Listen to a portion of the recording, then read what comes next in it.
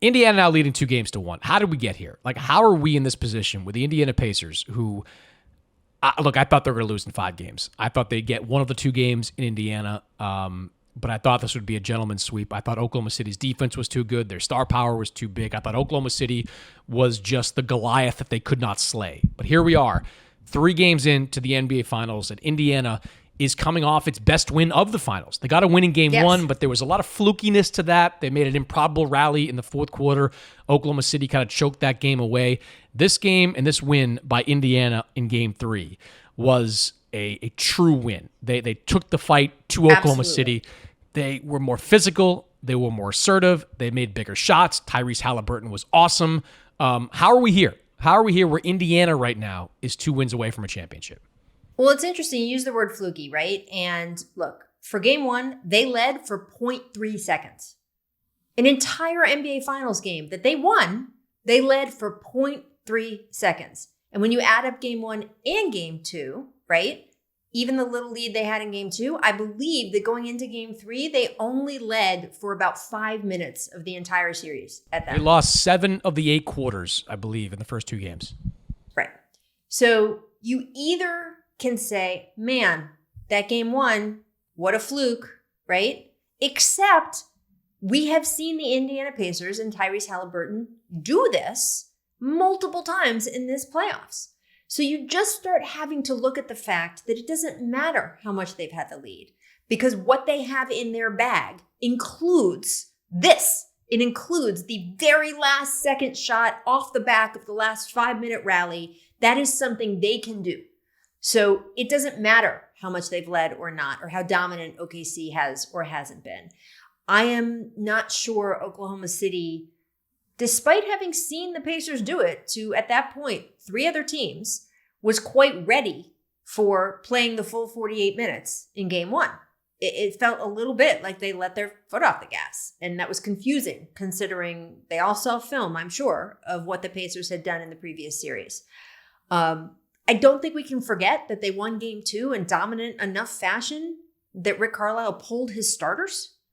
So I think there's a little bit of sort of, oh man, Oklahoma City's got to change everything. They got to change the roster. I know that Charles Barkley was criticizing Mark Dagnall for changing his lineup around. What do you think of that? I think there is some merit to that criticism. You won 68 games in the Western Conference playing one way, and you changed your lineup in the NBA Finals. What do you think of that? Right, but how have they looked with their 2 bigs on the floor? Well, I think at times they've looked really good.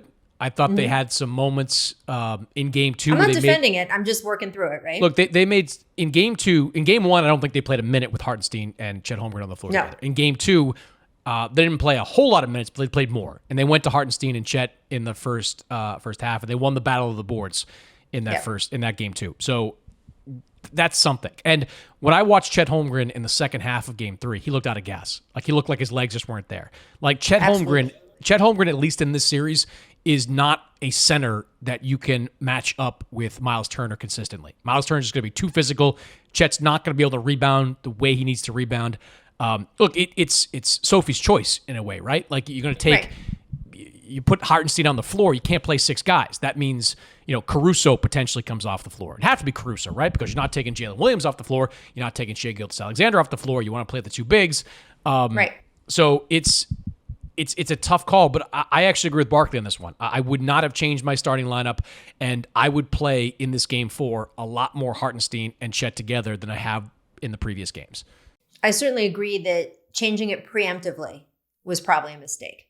You can be a little bit too clever by half and at least give it a few quarters to see how it's working out, the lineup that got you here, before you start making big changes, especially when they were the heavy favorite. So if they had one game where they had to mess around a little bit, that would have been, certainly the thinking would be going into the series, that would be okay. So I'm curious to see in terms of how do we get here and what's the flavor of the series right now. I actually thought the Pacers were going to win game 3. You followed this long enough. You understand what happens in series like this when teams get to go back to their own building, and especially after they lose the way they did in game 2 and pride and all of that stuff. And it definitely felt like if they didn't win game 3, that they'd have a hard time winning game 4. But I also think the Thunder are going to win game 4. And by the way, the people listening in their cars on Saturday may be like, she was wrong.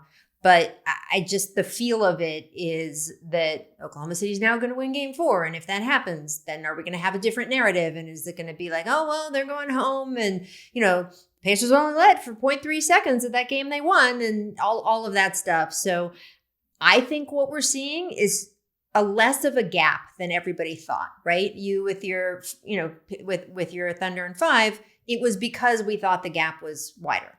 And I think the Pacers are proving to everyone that gap is not as wide as people thought.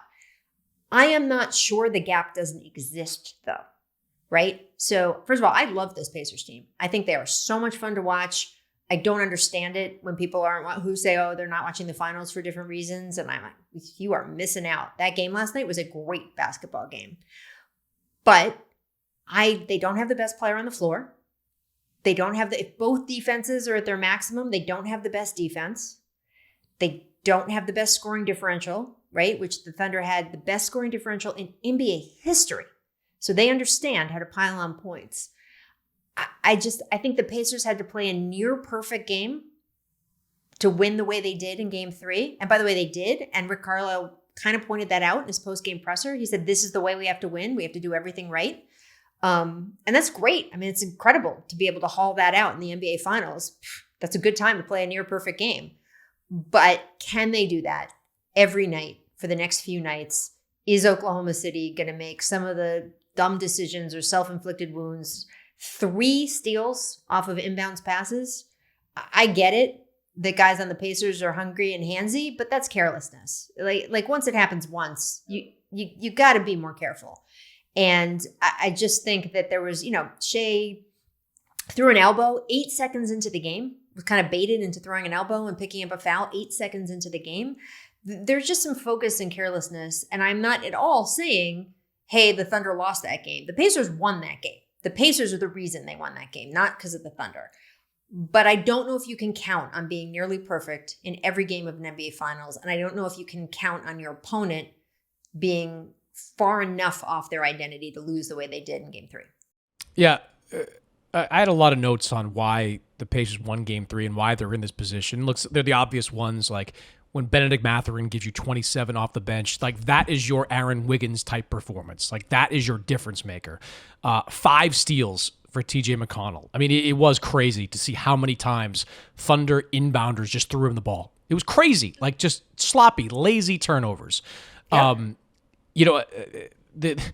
Halliburton just continues to impress me. Like he was under so much pressure the last couple of days. Like everyone was talking about how he needed to be assertive, how he did not play well in the first couple of games, how Oklahoma City's wave of defenders just had his number, and he went out and played brilliantly. I reported this in my story on Wednesday that one of the things Halliburton did over the break between games 2 and 3 was that he and his trainer, Drew Hanlon, studied every made shot that Steph Curry made in the playoffs from 2015 to this postseason.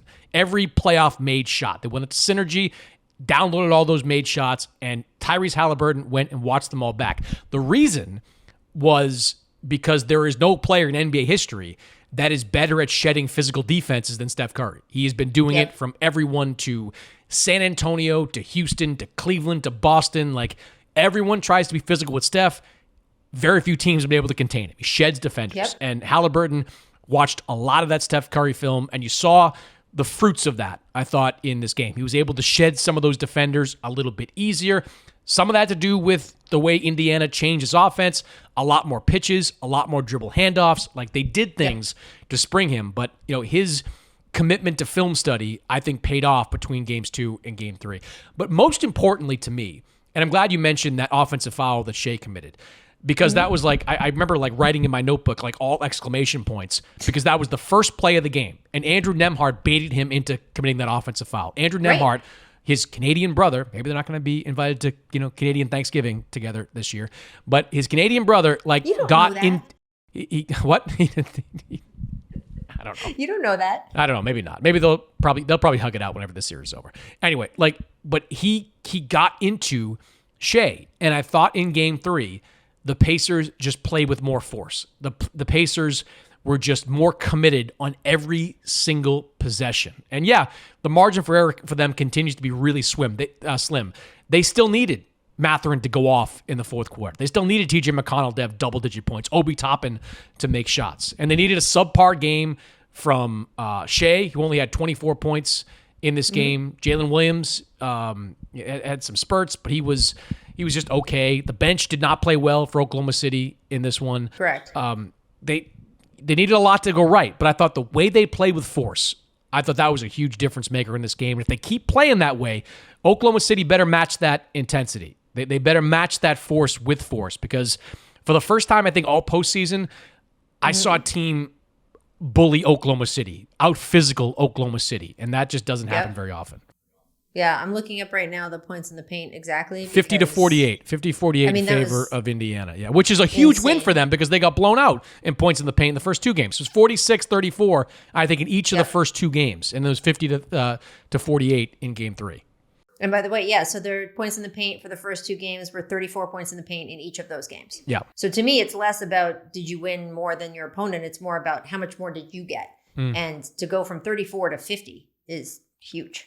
Obviously, the bench scoring is a crazy number between the two teams in that game. So, look, I think the Pacers are better than certainly they were given credit for coming into the series, and B, even that they're being given credit for now.